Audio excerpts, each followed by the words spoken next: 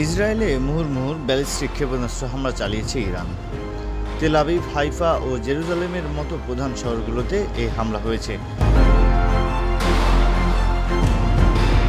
মঙ্গলবার রাতে ইরানের রাষ্ট্রীয় বার্তা সংস্থা ইরনা নিশ্চিত করে বলেছে, ইরানের সামরিক বাহিনী ইসরায়েল লক্ষ্য করে ব্যালিস্টিক ক্ষেপণাস্ত্র ছুড়েছে।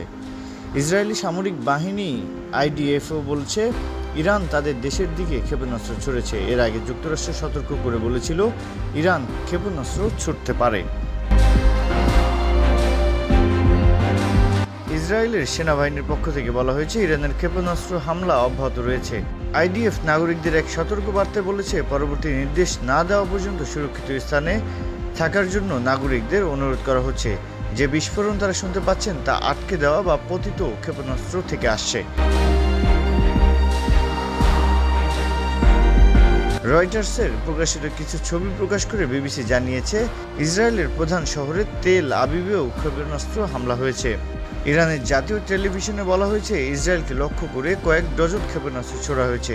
যদিও ইসরায়েল দাবি করছে 150 ক্ষেপণাস্ত্র ছুড়েছে ইরান। গত কয়েক সপ্তাহ ধরে মধ্যপ্রাচ্যে উত্তেজনা বাড়ছিল। লেবাননের সশস্ত্র সংগঠন হিজবুল্লাহ প্রধান হাসান নাসরুল্লাহকে হত্যা করে Israel.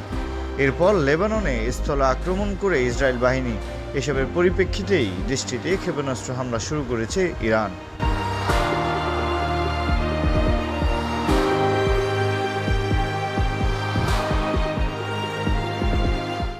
International desk, GS news.